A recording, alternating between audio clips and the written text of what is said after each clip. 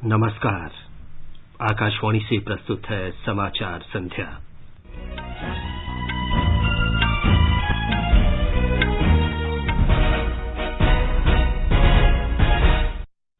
प्रधानमंत्री नरेंद्र मोदी ने कहा, हर गांव को बेहतर स्वास्थ्य सुविधा उपलब्ध कराने के प्रयास किए जा रहे हैं। उन्होंने गुजरात में देश के सबसे बड़े हृदय रोग अस्पताल सहित 3 महत्वपूर्ण परियोजनाओं का उद्घाटन किया।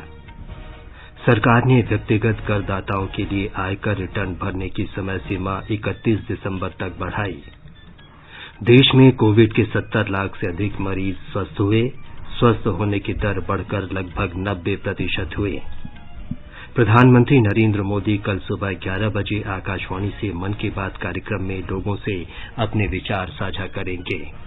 और आईपीएल क्रिकेट में कोलकाता नाइट राइडर्स ने दिल्ली कैपिटल्स को 59 रन से हराया। किंग्स 11 पंजाब और सनराइजर्स हैदराबाद के बीच मुकाबला जारी। समाचार संध्या में नईम अख्तर के साथ मैं विमलेंदु पांडे। कोविड महामारी के खिलाफ देश एकजुट होकर लड़ रहा है। आप भी हमारे साथ सुरक्षा और बचाव के 3 आसान एहतियाती उपायों का संकल्प लें। मास्क पहनें, 2 गज दूरी है जरूरी, सुरक्षित दूरी बनाए रखें और हाथ और मुंह साफ रखें। अब समाचार विस्तार से।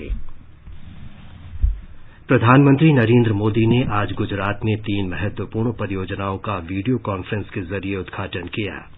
उन्होंने अहमदाबाद में सिविल अस्पताल परिसर में देश के सबसे बड़े हृदय रोग चिकित्सा अस्पताल यूएन मेहता हृदय रोग विज्ञान और अनुसंधान केंद्र का उद्घाटन किया। प्रधानमंत्री ने गिर सोमनाथ, पाटन और दाहोद जिलों के किसानों को दिन में बिजली आपूर्ति के लिए किसान सूर्योदय योजना की भी शुरुआत की। प्रधानमंत्री ने तीनों योजनाओं के बारे में विस्तार से बताया। आज किसान सूर्योदय योजना, गिरनार रोपवे और देश के बड़े और आधुनिक कार्डियक हॉस्पिटल गुजरात को मिल रहे हैं। ये तीनों एक प्रकार से गुजरात की शक्ति, भक्ति और स्वास्थ्य के प्रतीक है। इन सभी के लिए गुजरात के लोगों की बहुत बहुत बधाई देता हूं मैं। प्रधानमंत्री ने कहा कि ये परियोजना किसानों के जीवन में खुशहाली लाएगी। उन्होंने कहा कि शुरू में ये योजना गिर सोमनाथ, पाटन और दाहोद जिलों में चलाई जाएंगी। 3 जिलों के 1055 गांवों के किसान इस योजना के दायरे में आएंगे और उन्हें दिन में सिंचाई के लिए बिजली उपलब्ध होगी। श्री मोदी ने कहा कि अगले 3 वर्षों में इस योजना को पूरे राज्य में लागू कर दिया जाएगा। किसान सूर्योदय योजना न सिर्फ राज्य के किसानों को सुरक्षा देगी, बल्कि उनके जीवन में नया सवेरा भी लाएगी। किसानों को रात के बजाय जब सुबह सूर्योदय से लेकर के रात 9 बजे के दौरान 3 फेज बिजली मिलेगी, तो यह नया सवेरा ही तो है।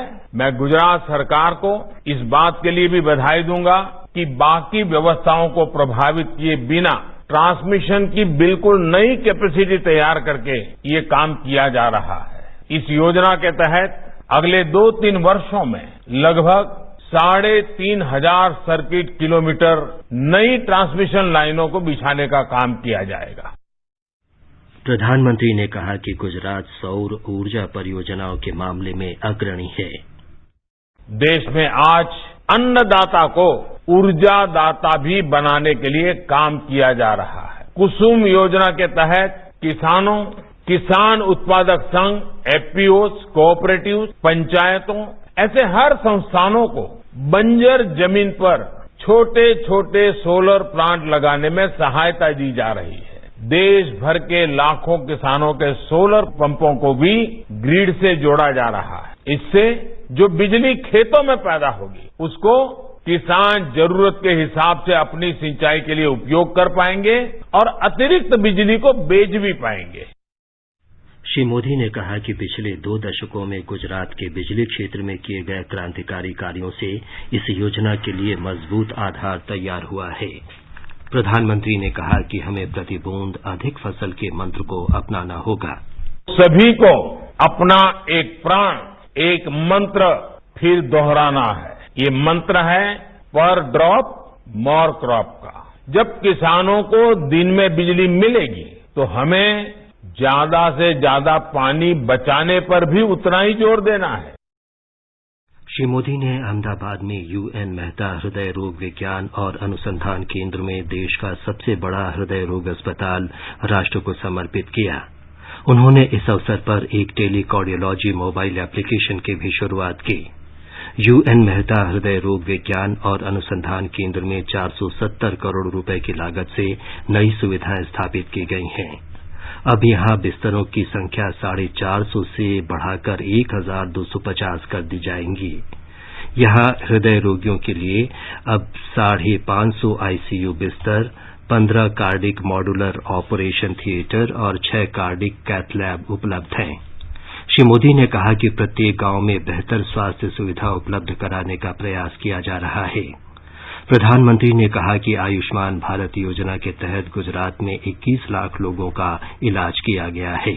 बीते 6 सालों में देश में स्वास्थ्य सेवा से जुड़ी योजनाएं शुरू हुई हैं, उनका भी लाभ गुजरात को मिल रहा है। आयुष्मान भारत योजना के तहत गुजरात के 21 लाख लोगों को मुफ्त इलाज मिला है। सस्ती दवाइयां देने वाले 525 से ज्यादा जन औषधि केंद्र गुजरात में खुल चुके हैं। इसमें से लगभग 100 करोड़ रुपए की बचत गुजरात के सामान्य मरीजों को हुई है। श्री मोदी ने जूनागढ़ में गिरनार में दुनिया के सबसे बड़े मंदिर रोपवे परियोजना का भी उद्घाटन किया। 130 करोड़ रुपए की लागत वाली इस परियोजना से इस ऐतिहासिक स्थल पर पर्यटकों और श्रद्धालुओं की संख्या बढ़ेगी, जिससे रोजगार के अवसर भी पैदा होंगे।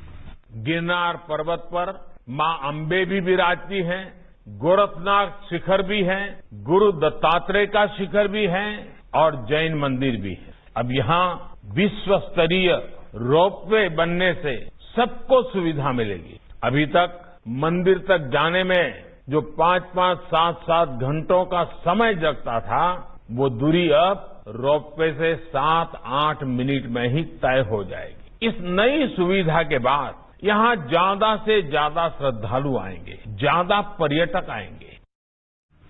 प्रधानमंत्री ने गुजरात के लोगों से मास्क का उपयोग करने, सुरक्षित दूरी बनाए रखने और हाथों की सफाई पर विशेष ध्यान देने की अपील की। स्वास्थ्य मंत्रालय ने कहा है कि देश में 70 लाख से अधिक लोग कोविड संक्रमण से स्वस्थ हो गए हैं। पिछले 24 घंटे के दौरान 67,000 से अधिक लोग स्वस्थ हुए हैं। मंत्रालय के अनुसार 10 राज्यों और केंद्र शासित प्रदेशों में कुल संख्या के 81% लोग ठीक हुए हैं। इनमें महाराष्ट्र, कर्नाटक, केरल, तमिलनाडु, आंध्र प्रदेश, पश्चिम बंगाल, छत्तीसगढ़, उत्तर प्रदेश, राजस्थान और दिल्ली शामिल हैं। इन राज्यों में देश के 48% से अधिक सक्रिय मामले हैं। देश में स्वस्थ होने वालों की दर 89.78% है। फिलहाल देश में कुल 6,80,000 मरीज हैं। पिछले 24 घंटे में 53,370 नए मरीज सामने आए हैं। अब तक 78 लाख से अधिक लोग संक्रमण का शिकार हो चुके हैं। मंत्रालय ने कहा कि भारत में प्रति 10 लाख की आबादी में सबसे कम संक्रमण के मामले सामने आ रहे हैं। ये जांच, उपचार और संपर्क की सरकार की नीति के प्रभावी कार्यान्वयन के कारण संभव हुआ है। देश में इस महामारी से मरने वालों की दर 1.51% है। ये विश्व में सबसे कम दर वाले देशों में से एक है। पिछले 24 घंटे के दौरान 650 लोगों की इस संक्रमण से मृत्यु हुई है। इसे मिलाकर मरने वालों की कुल संख्या 1,17,956 हो गई है। भारतीय आयुर्विज्ञान अनुसंधान परिषद के अनुसार पिछले 24 घंटे के दौरान 12,69,000 से अधिक जांच की जा चुकी है। अब तक 10 करोड़ 13 लाख लोगों के नमूनों की जांच की जा चुकी है। आंध्र प्रदेश में अब तक कोरोना के 74,28,014 नमूनों की जांच की जा चुकी है। ये संख्या अन्य राज्यों से अधिक है। इस बीच कल राज्य में कोरोना संक्रमण के 4,281 नए मामले सामने आए और इस दौरान 20 लोगों की मृत्यु हुई। आंध्र प्रदेश महाराष्ट्र के बाद दूसरा राज्य है जहां कोरोना संक्रमितों की संख्या अधिक है। हालांकि कोरोना से सबसे अधिक प्रभावित 4 राज्यों की तुलना में आंध्र प्रदेश में सबसे कम मौतें हुई हैं और सबसे अधिक लोग स्वस्थ हुए। केरल में कोरोना संक्रमण के मामले लगातार बढ़ रहे हैं। आज 8,253 नए मामलों की पुष्टि हुई। इस बीच 6,468 रोगी स्वस्थ हुए। कोविड से 25 और लोगों की मृत्यु होने के साथ ही राज्य में इससे मरने वालों की संख्या 1306 हो गई है। केंद्र शासित प्रदेश पुद्दुचेरी में कोविड के मामलों में कमी आ रही है। पिछले 24 घंटे के दौरान प्रदेश में कोरोना से 128 लोग संक्रमित हुए हैं, जबकि एक दिन पहले 158 नए मामलों की पुष्टि हुई थी। प्रदेश में स्वस्थ होने की दर लगभग 87% हो गई है, जबकि मृत्यु दर केवल 1.72% है। इस समय 1577 मरीजों का इलाज चल रहा है, जबकि 2335 लोग होम आइसोलेशन में रह रहे हैं। नागालैंड में आज कोविड के 79 नए मरीज सामने आने के साथ ही राज्य में इसकी कुल संख्या 8515 हो गई है। कोरोना संक्रमण से अब तक 24 लोगों की मौत हुई है। स्वस्थ होने वालों की संख्या 6598 होने के साथ ही राज्य में स्वस्थ होने की दर 77.49% हो गई है। स्वास्थ्य मंत्री डॉक्टर हर्षवर्धन ने कहा है कि देश में अगले 3 महीने कोविड की स्थिति के लिए निर्णायक होंगे। उन्होंने कहा कि आगामी त्योहारों और सर्दियों में पर्याप्त सावधानी और कोविड नियमों का समुचित पालन करने से इस महामारी से कारगर तरीके से निपटा जा सकेगा। अगर अगले 3 महीने हमने प्रिकॉशंस, सावधानियां पूरा विजिलेंट रहकर और खासकर उसमें जो कोविड एप्रोप्रिएट बिहेवियर की मैंने बात की कि अच्छी तरह से मास्क को लोगों को लगाने की आदत को स्मरण कराना, हैंड हाइजीन के बारे में, रेस्पिरेटरी एटिकेट्स के बारे में, 2 गज की दूरी के बारे में, भीड़ भाड़ के इलाकों को अवॉइड करने के बारे में और जहां तक हो सके फेस्टिवल्स को अपने परिवार के साथ घर में मनाने, ये सारी जो छोटी छोटी बातें इनको आग्रह पूर्वक सारे सरकारों को, सभी स्वयंसेवी संस्थाओं को, अधिकारियों को अपने अपने क्षेत्र में फैलाने की आवश्यकता है। महिला क्रिकेटर मिताली राज ने कोविड-19 के दिशा निर्देशों का कड़ाई से पालन करने की अपील की। I, Mithali Raj, pledge to adopt COVID-19 safe practices and encourage all my friends, colleagues and followers to do the same. Although we are in Unlock 5 and everything is slowly reopening, yet it is not time to relax, but to follow COVID protocols strictly. I commit to wear mask when stepping out, especially in public places. Maintain appropriate social distance, minimum of 6 feet, and wash my hands with soap thoroughly and frequently. We can and we will beat this deadly virus. Bhajpa के वरिष्ठ नेता और महाराष्ट्र के पूर्व मुख्यमंत्री देवेंद्र फडणवीस कोरोनाग्रस्त हो गए हैं। उन्होंने कहा कि जो भी व्यक्ति उनके संपर्क में आए हैं, उन्हें कोविड जांच करा लेनी चाहिए। महाराष्ट्र के चंद्रपुर जिले में एक 87 वर्षीय होम्योपैथिक डॉक्टर ने कोविड महामारी के दौरान भी लोगों का उपचार जारी रखा। वो प्रतिदिन 2 या 3 गांवों के रोगियों के घर जाकर उनकी देखभाल करते हैं।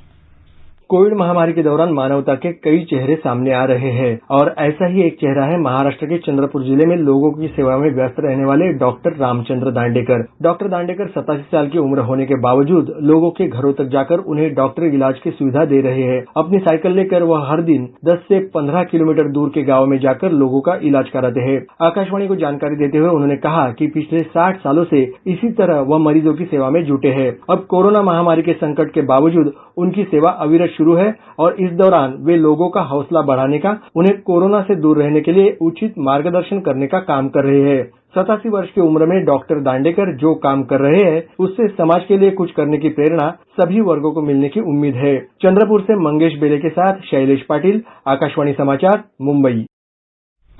आकाशवाणी का समाचार सेवा प्रभाग आज अपने फोन इन कार्यक्रम में हिंदी और अंग्रेजी में कोविड-19 पर विशेष परिचर्चा प्रसारित करेगा। ये कार्यक्रम आज रात 9:30 बजे से FM गोल्ड और अतिरिक्त मीटरों पर सुना जा सकता है। नई दिल्ली के सफदरजंग अस्पताल के वरिष्ठ चिकित्सक डॉक्टर M.K. सेन इस चर्चा में भाग लेंगे। श्रोता हमारे टोल फ्री नंबर 1800115767 और लैंडलाइन नंबर 01123314444 पर विशेषज्ञ से सवाल पूछ सकते हैं। ये समाचार आकाशवाणी से प्रसारित किए जा रहे हैं। ताज़ा समाचार जानने के लिए आप हमारे Twitter handle @AIR News Hindi को फॉलो कर सकते हैं।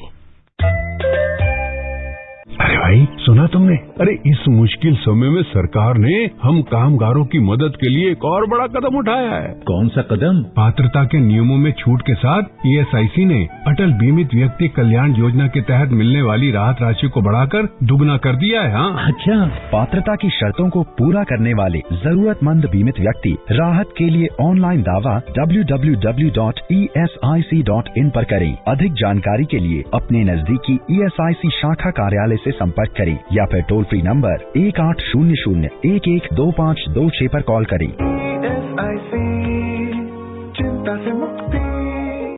चलो मिलकर एक शुरुआत करें, चलो एक फैसला आज करें, मास्क नहीं तो टोकेंगे, कोरोना को रोकेंगे, चलो एक इरादा करते हैं, चलो खुद से वादा करते हैं, मास्क नहीं तो टोकेंगे, कोरोना को रोकेंगे।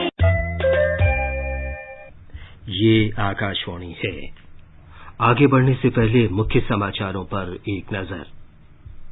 प्रधानमंत्री नरेंद्र मोदी ने कहा, हर गांव को बेहतर स्वास्थ्य सुविधा उपलब्ध कराने के प्रयास किए जा रहे हैं।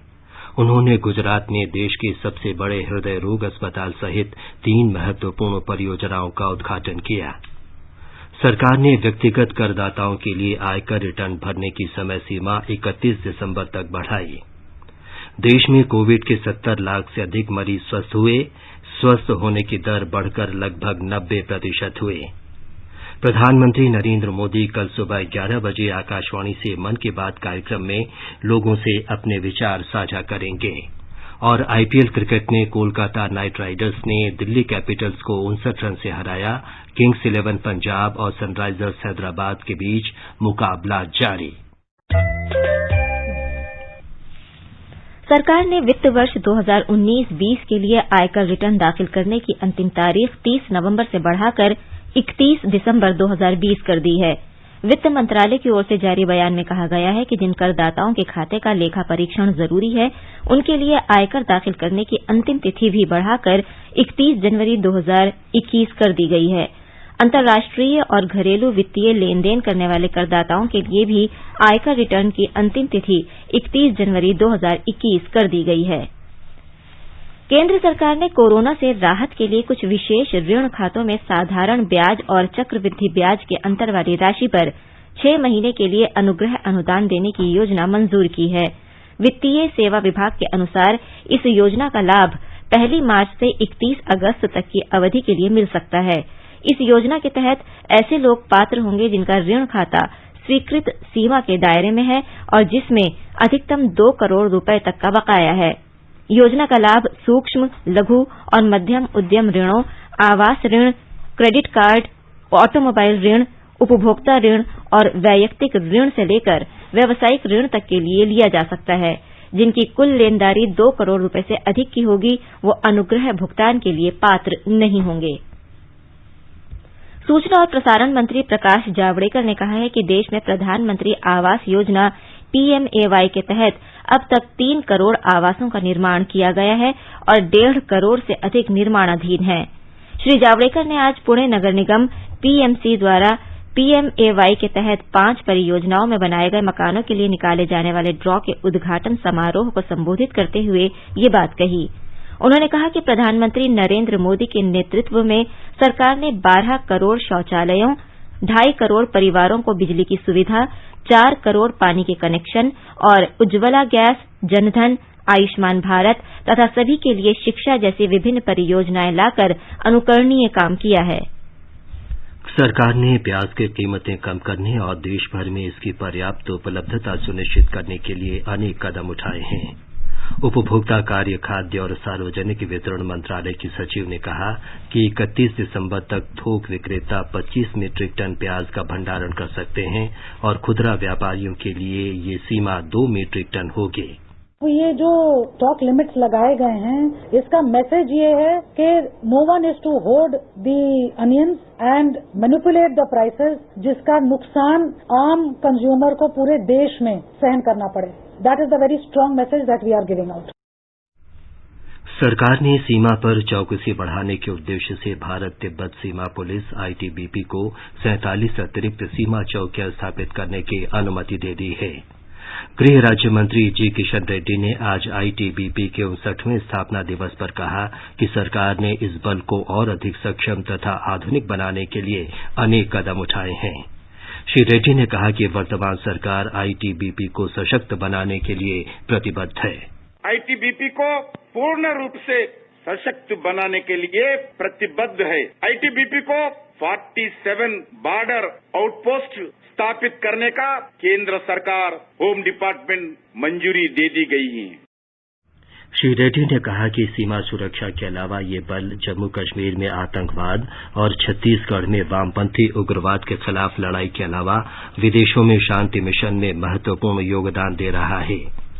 रक्षा मंत्री राजनाथ सिंह ने अपने संदेश में कहा कि सीमाओं की सुरक्षा में तैनात आईटीबीपी एक असाधारण बल है। उन्होंने कहा कि ये बल अपनी दृढ़ता, धैर्य और साहस के लिए जाना जाता है। बिहार में तीसरे और अंतिम चरण में 15 जिलों के 78 विधानसभा क्षेत्रों के चुनाव के लिए कुल 1208 उम्मीदवार मैदान में हैं। इस चरण के लिए नाम वापस लेने का आज आखिरी दिन 41 उम्मीदवारों ने अपना नामांकन वापस लिया। इस चरण में 7 नवंबर को मतदान होगा। इस बीच राज्य में वाल्मीकि नगर लोकसभा सीट के लिए होने वाले उपचुनाव में अब 7 उम्मीदवार मैदान में रह गए हैं। इस सीट के लिए भी मतदान 7 नवंबर को ही होगा। बिहार चुनाव में सबसे ज्यादा 28 उम्मीदवार मुजफ्फरपुर विधानसभा क्षेत्र से हैं। सबसे कम 9 उम्मीदवार जोकीहाट, बहादुरगंज, त्रिवेणीगंज और ढाका विधानसभा सीट से खड़े हुए हैं। इस बीच पहले चरण के चुनाव के लिए प्रचार चरम पर है। इस चुनाव में 2 मुख्य गठबंधन एनडीए और महागठबंधन के बीच कड़ा मुकाबला है। दोनों गठबंधन के नेता अपनी चुनावी सभाओं में आरोप प्रत्यारोप के लिए कोई कसर नहीं छोड़ रहे हैं।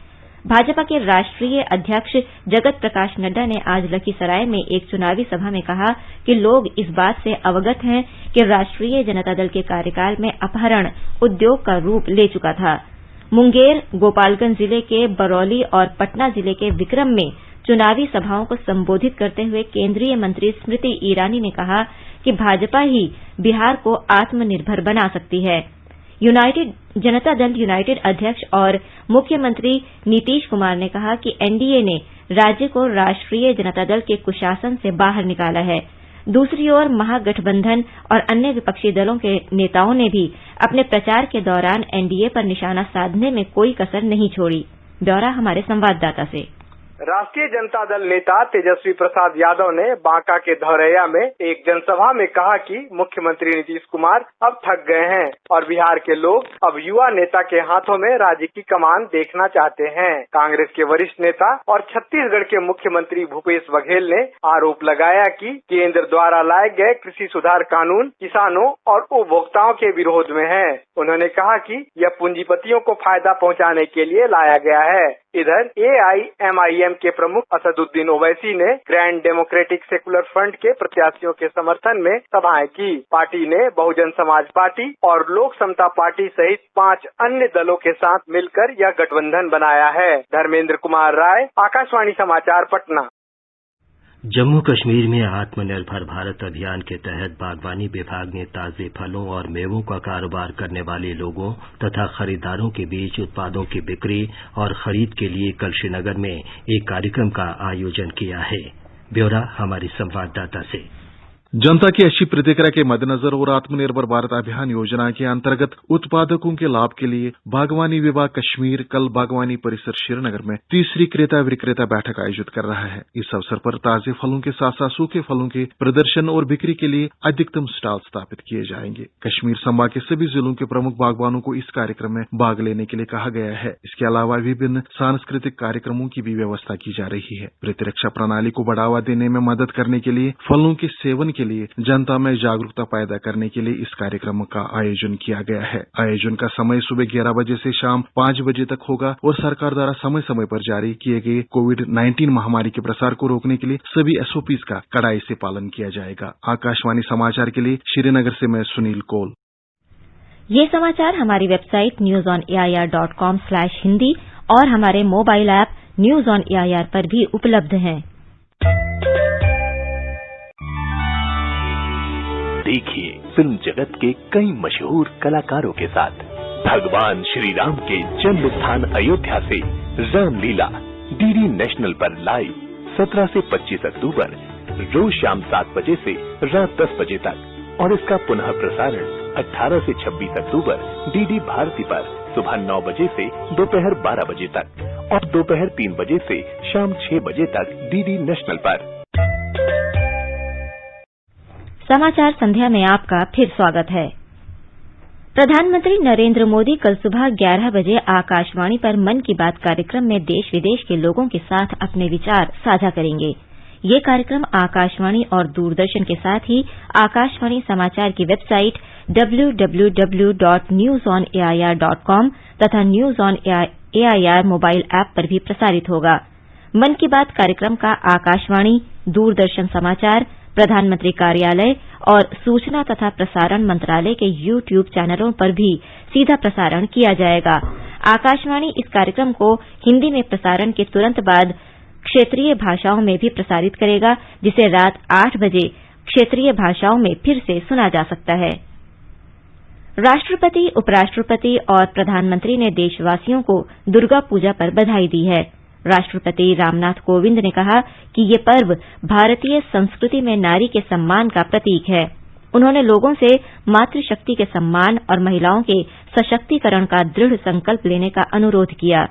उपराष्ट्रपति एम वेंकैया नायडू ने आशा व्यक्त की है कि मां दुर्गा देशवासियों पर अपनी विशेष कृपा बनाए रखेंगी।